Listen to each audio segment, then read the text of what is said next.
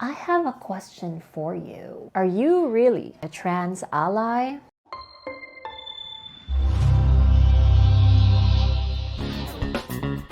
Hello, I'm Mackie of My Transgender Date, the #1 dating platform for trans women. Before we dive into today's topic, don't forget to subscribe to our channel and hit the notification bell. We have a new video out for you every week that you don't want to miss. I have a question for you. Are you really a trans ally? If you answered yes to that question, then your desire to be a trans ally alone already warrants a celebration. I've created this video not to shame anyone, but in fact to educate those who want to know what it means to be a trans ally. First, you must have basic transgender knowledge. If you don't have any idea of what a trans person is, it's gonna be hard for you to be a trans ally. Trans individuals are born with a gender identity that differs from the sex they were assigned at birth. For example, a transgender woman like me was assigned male at birth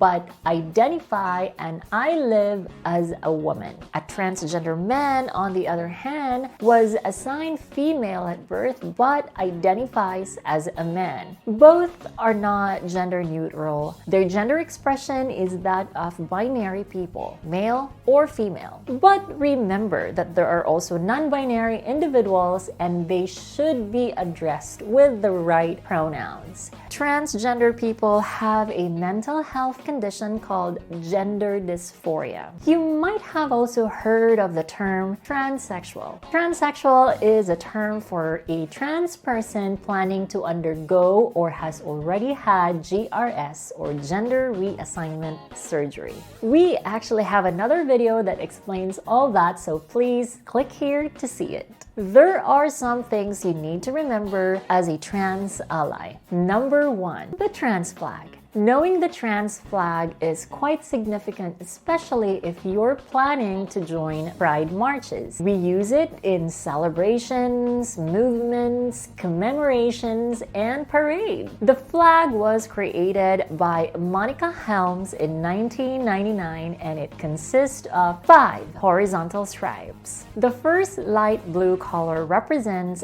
baby boys while the second pink stripe symbolizes baby girls. These are the traditional gender assigned to these individuals at birth. The white stripe symbolizes those who are transitioning or identifying as non-binary, genderqueer, or gender fluid. The fourth pink stripe represents those who identify as female, while the fifth blue stripe symbolizes those who identify as male. Number 2, proper pronouns. Being a trans ally means that you should address trans people with the pronouns they prefer. Trans women prefer she, her pronouns, while trans men prefer he, him.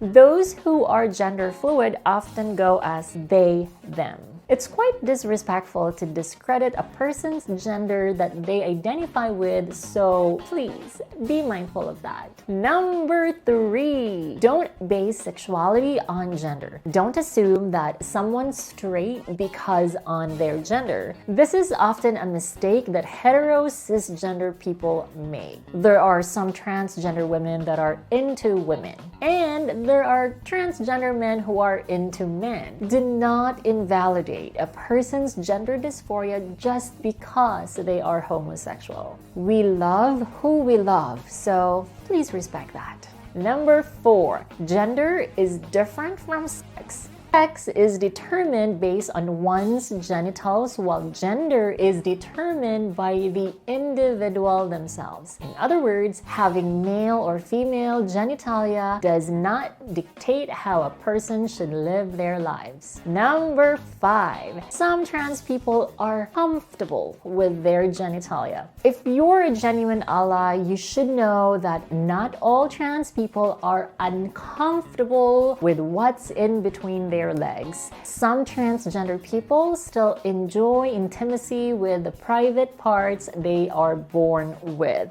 And even though you are curious about it, please don't ask a transgender person about it. Regardless of gender, I don't think it's right to ask about someone else's private parts. Lastly, number 6, common issues that trans people face. These common issues are exactly why we need allies in the community. We often face discrimination and other challenges in our daily lives, from harassment, discrimination, rejection, violence, and abuse. Many trans people still experience these day to day. If you want to know more in detail about this, here's a link to a video that we made about it. As an ally, it's crucial to provide love and care while also knowing how to support trans people in your life. So now that you know what it means to be an ally, do you have what it takes to be one? Thank you again for watching this week's episode. If you like this video, please don't forget to give me a thumbs